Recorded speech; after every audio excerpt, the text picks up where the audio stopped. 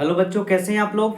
चलिए आज की क्लास में आपको एक नया टॉपिक के साथ मिलने जा रहा हूँ, बताने जा रहा हूँ आपको। उस टॉपिक का नाम है यूनिवर्सल लॉ ऑफ ग्रेविटेशन। ठीक है। चलो बच्चों, यूनिवर्सल लॉ ऑफ ग्रेविटेशन कहते किसको है, इसके बारे में थोड़ा सा आपको मैथमेटिकली एक्सप्लेनेशन कैसे होता है, ठीक है, इसके बारे में आपको समझाने जा रहा हूँ। तो देखिए बच्चों, पहले हम समझते हैं कि M1 मास लिए, ठीक है, और ये ए पोजिशन पे है, और M2 मास लिए जो बी पोजीशन पे है। ठीक है, ये बॉडी है, एक हेवनली बॉडी है जिसके separation distance between M1 to M2 is R है। आर क्या है, दोनों का सेपरेशन डिस्टेंस है, सेपरेट किया गया है डिस्टेंस आर डिस्टेंस पे, इसको सेपरेट किया गया है। ठीक है ना। तो फोर्स जो होता है, जो न्यूटन साहब का इनवर्स लॉ है, ये बताते हैं न्यूटन साहब कि फोर्स जो होता है, ठीक है, ये directly proportional to the product of mass. ठीक है, directly proportional to the product of mass. ठीक है, directly proportional to the product of मास।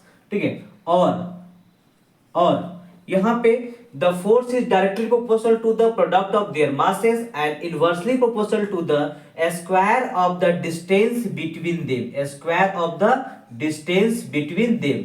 अब इक्वेशन इसको फर्स्ट मान लेते हैं, इक्वेशन सेकंड मान लेते हैं। अब दो इक्वेशंस को हम कंबाइन करते हैं, कंबाइनिंग इक्वेशन 1 और equation 2, combining equation 1 and equation 2, we get हम क्या पाते हैं दोनों इक्वेशन को कंबाइन करने के बाद। तो force is directly proportional to the product of their masses and inversely proportional to the square of the distance between them R. अब ये प्रोपोर्शनलिटी साइन को हम जैसे रिमूव करते हैं, remove the proportionality sign and give the capital G M1 M2 divided by R square. Okay, this is called the universal law of gravitation and force है, तो इसका SI यूनिट क्या हो जाएगा, न्यूटन हो जाएगा। क्या हो जाएगा, न्यूटन हो जाएगा। अब चलिए आपको बताना चाहूंगा कि G क्या है। तो G आपका ग्रेविटेशनल कांस्टेंट है। क्या है, gravitational constant. G stand for the gravitational constant, gravitational constant. और ये कैपिटल G की जो वैल्यू होती है वो होती है 6.67 into 10 to power -11 newton metre square पर केजी स्क्वायर। मेरे प्यारे बच्चों, G का value 6.67 into 10 to power -11 newton metre square पर केजी स्क्वायर होता है। ये पूरे यूनिवर्स में ये G का वैल्यू क्या होता है, फिक्स्ड होता है। ये कभी कहीं भी किसी भी प्लेनेट पर चेंज नहीं होगा, किसी भी प्लेनेट पे ये बिल्कुल चेंज नहीं होगा। ठीक है, यही G का वैल्यू फिक्स है। ठीक है, अब यहां पे M1 क्या है, mass of the first body. M1 mass of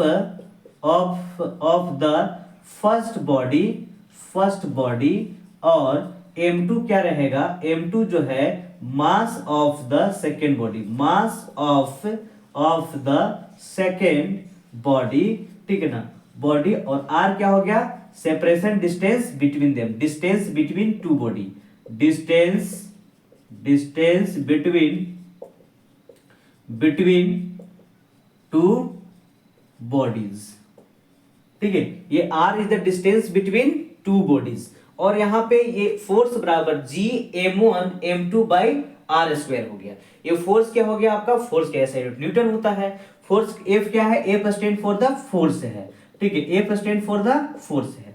अगर इसका हम बात करें तो फोर्स बराबर G M1 M2 by R square. यही इसके बीच में जो अप्लाइड जो फोर्स होगा, इस फोर्स का ये मैग्नीट्यूड जो है, यही आपका मैग्नीट्यूड होगा। जब दो हेवनली बॉडी को, ठीक है, R सेपरेशन डिस्टेंस पे हम रखते हैं, और अगर इसकी मास पता है, दोनों के मास ऑफ बॉडी A और मास ऑफ बॉडी 2, और इसके बीच का जो सेपरेशन डिस्टेंस R है, तो इस पे लगने वाली जो, ठीक है, आपका फोर्स जो होगा वो G M1 M2 by R square होगा। इसी को law of universal law of gravitation बोलते हैं। इसको क्या बोलते हैं, यूनिवर्सल लॉ ऑफ ग्रेविटेशन बोलते हैं। क्या बोलते हैं इसको, यूनिवर्सल लॉ ऑफ ग्रेविटेशन इसको बोलते हैं।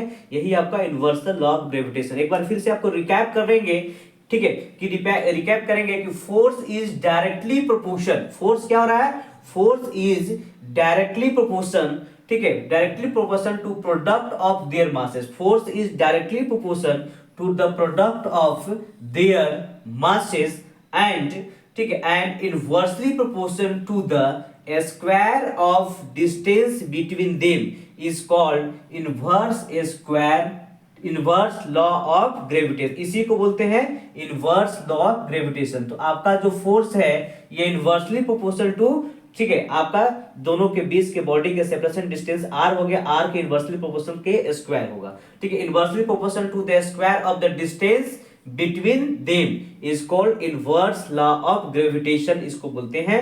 और दोनों इक्वेशन को अगर हम कंबाइन करते हैं, कंबाइनिंग इक्वेशन 1 एंड इक्वेशन 2, तो हम क्या पाते हैं, वी गेट फोर्स, ठीक है, directly proportional to the m1 m2 divided by r square, और ये प्रोपोर्शनलिटी साइन को हम जैसे ही हम रिमूव करते हैं तो F बराबर G m1 m2 by r square होता है, ठीक है। अगले स्लाइड्स में और इसके बारे में कुछ न्यूमेरिकल्स क्वेश्चंस के बारे में आपको हम बताने का प्रयास करेंगे, ठीक है। और आपको कैसा है, समझ में आया कि नहीं आया, जरूर हमको कमेंट करके बताइए, ठीक है, कमेंट में जरूर आप बताइए कि क्या समस्याएं हैं, ठीक है, ताकि हमको पता चले।